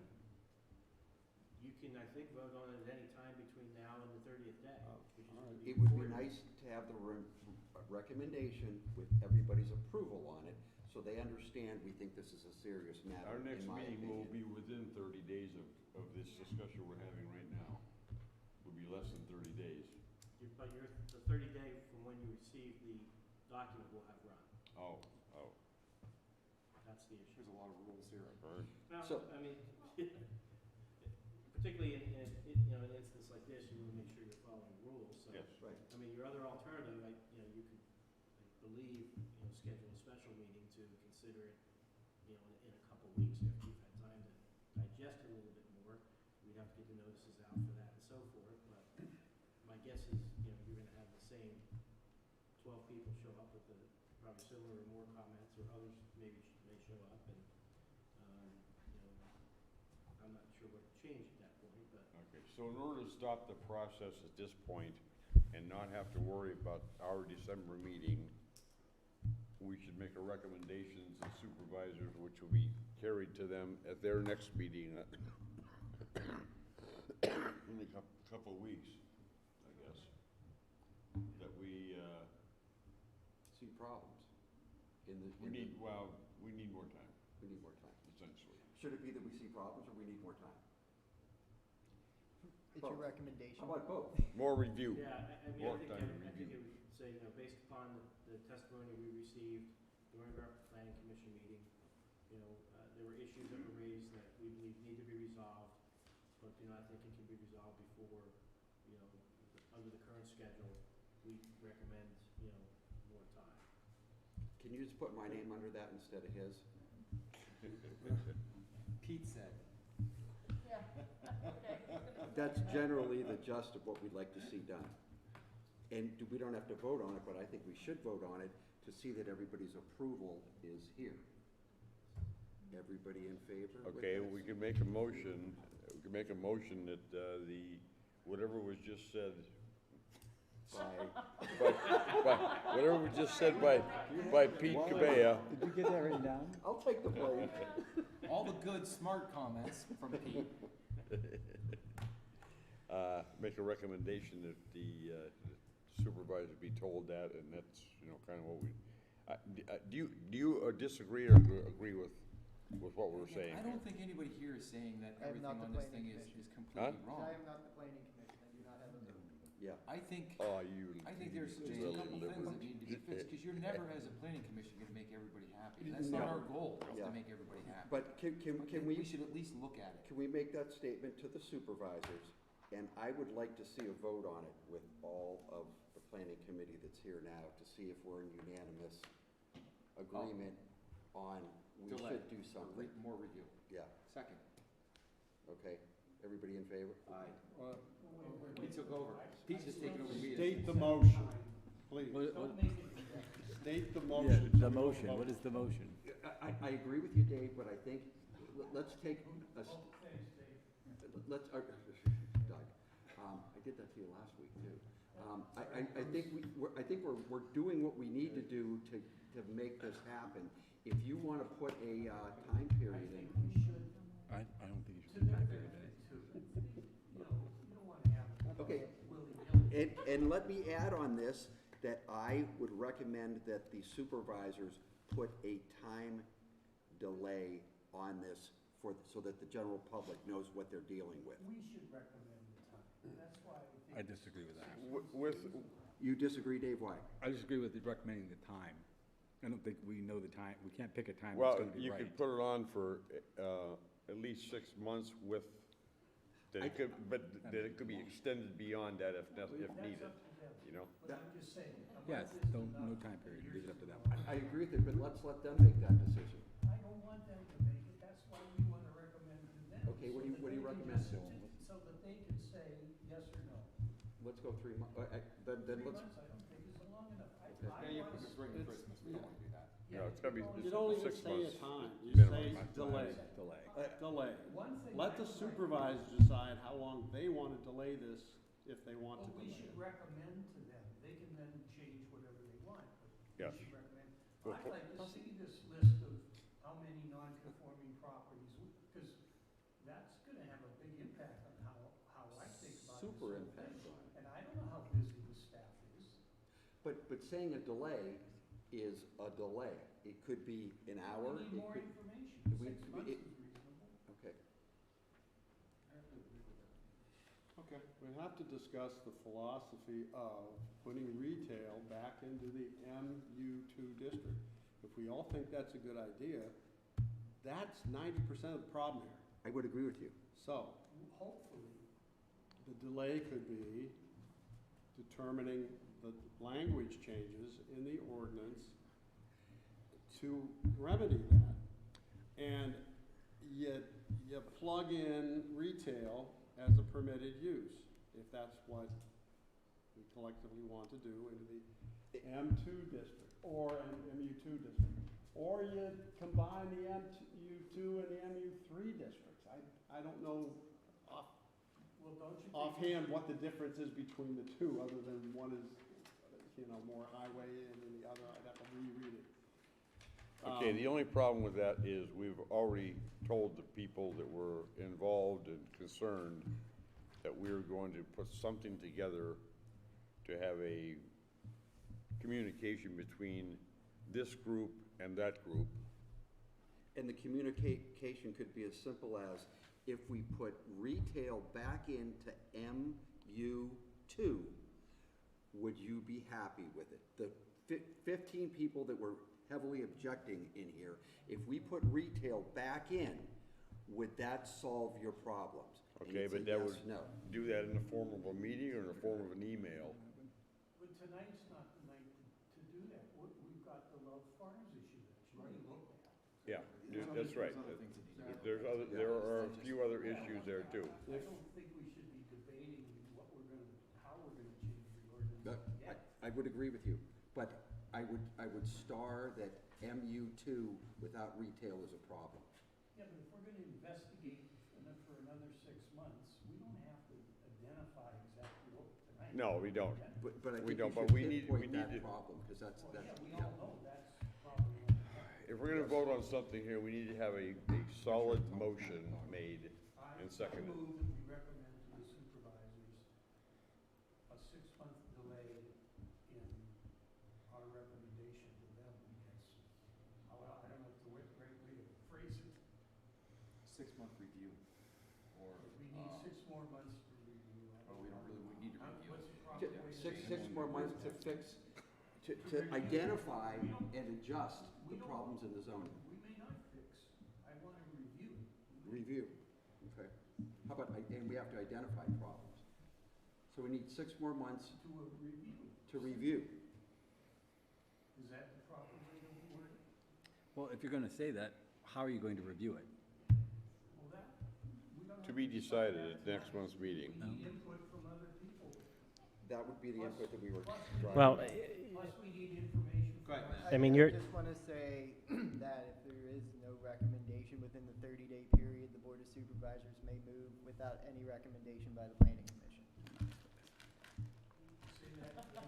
If there is no recommendation within the 30-day comment period by the Planning Commission, then the Board of Supervisors may move ahead without any recommendation. So that's why I think That- I move that we recommend a 6-month Delay. in our report, whatever we want to call it, to the supervisors. And then we can reinvent the wheel during this next 6 months. But we need information from you and your staff. We need comments and information from some of the people. So can we put that together in a motion? He just How- did. You just said, okay, and I will second that motion. Okay, the motion is to recommend to the supervisors, we put the brakes on here for For 6 months. 6 months. So in this case, I'm going to call the vote. Mr. Chairman, how do you vote? I'm sorry, what? I'm going to call the vote on this. How do you vote, Mr. Chairman, on your proposal? on the recommendation that the Planning Commission is recommending to the Board of Supervisors to delay for 6 months the recommendation of the Planning Commission? Yes, That's correct? yes. So how would you vote? How, is it, so, that's correct. That's the motion on the table. That's my. Correct, Mr. Chairman, how do you vote? yes. Mr. Scully, how do you Do vote? you need a second on the motion? Oh, I'm sorry. Yeah, I would second it. yeah, Doug, you need a second. Mr. Scully, how do you vote? I don't want to set a time limit, so I vote no. I want it to be open. Next would be the Secretary, Mr. Cabea, how do you vote? I vote yes. Mr. Sitter, how do you vote? I'm going to vote no because I think 6 months is too long. I don't think supervisors will wait that long to move forward without us. Mr. Stewart, how do you vote? I vote yes. Mr. Reed, how do you vote? Yes. Mr. Prozan, how do you vote? Okay. So 5-2, I will make sure the Board of Supervisors receives your recommendation tomorrow. You're the greatest. And if they accept that, will you begin the process of trying to get some of this additional information, like on these non-conforming properties, prepared for us? Because you have nothing to do. Correct. Correct. I think at the end of the day, the Planning Commission will take direction from the Board of Supervisors on how to proceed.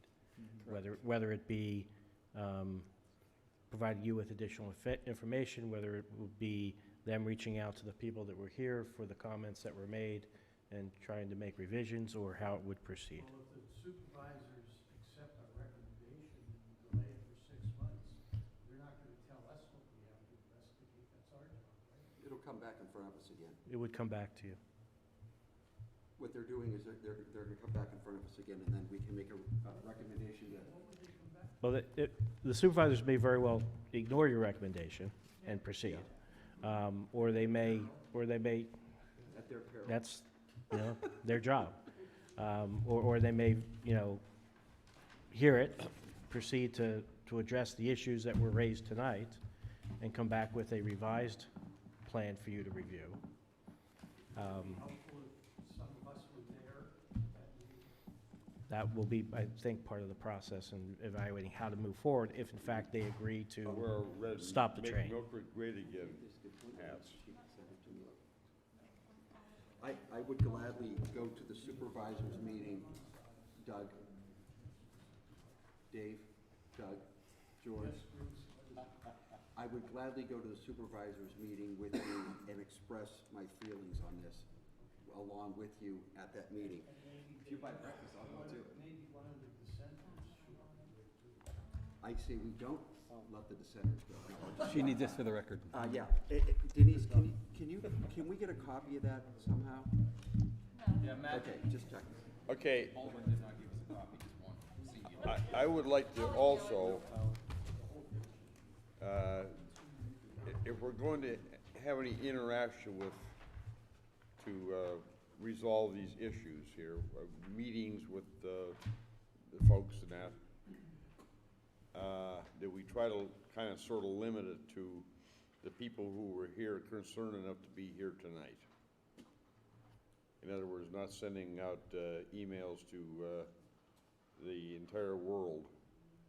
Otherwise, we'll end up with this thing lasting 5 years because we have too, lose control of the whole situation. It would be nice to. There was some contain it if very it's possible. excellent input from That's the the door people you who were here opened. tonight that probably reflect. I said, that's the door you opened. I know. That probably Yeah, reflects yeah. the opinion I of, wanna open that door. I think if reflects the you- opinion I of the think you rest make a of us, list. you know? You make a list of the comments and the concerns that were expressed. A bulleted list, and you go through that list, and you decide what changes we think we want to see made.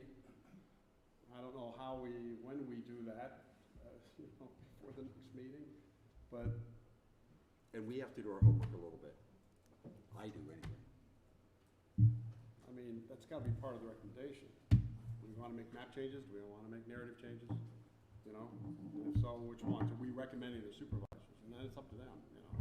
And then there's just They little gotta- things like the sign guy. Well, the and- first thing we have to do is get the, get the Is okay for the industry delay on the standards. 30, on our, what's supposed to happen next month. Well, you can't buy a We have to sign get that pushed back unless first. it's a special order. It just doesn't Well, make that's what's sense. voted on, so.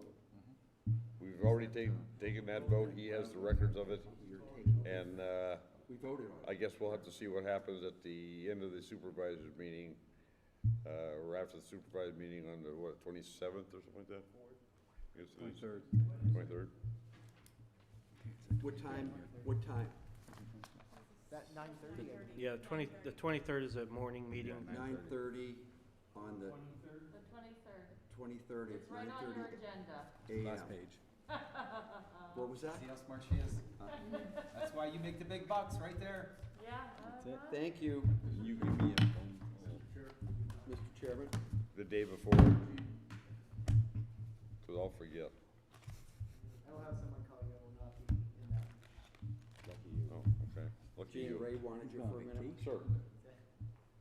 I don't know if you can limit it to just the people who were here tonight. Well, I know that's, it's a Pandora's box, I know it's a big door, but there may be people for some legitimate reason have submitted letters or submitted comments and couldn't be here to make a public comment tonight. So I just don't know if you can say, we're only gonna take in consideration the people that were here tonight to testify. We've already made our motion. that's why I hesitated doing that. And we're not gonna, he's not saying that, because I don't think we can do that. Okay. It wasn't in the motion, I know that, but it was part of the discussion is what I meant. Yeah. I agree with Dave. I think it should just be bullet points of comments, and then we can look at adjustments. each one of those Yep. and. But let's see what the supervisors do from here. I think we're far enough along, Do you Gene. want me to make a motion? We're all done. No, another motion. To adjourn. You can't, you Our most can't till I, important one, you Pete. can't till I get I'll this make- aimed at He's you. gotta get that I'll aim. make a motion Right to here. adjourn. I will entertain a motion to adjourn. A motion to adjourn. I propose a motion to adjourn. Propose, yes. I propose it. Motion to Second. adjourn. Second. All in favor? Aye. Denise already. Anyone Aye. opposed? Stand adjourned at 9:09 and a half, 8 and a half. Yes, yes.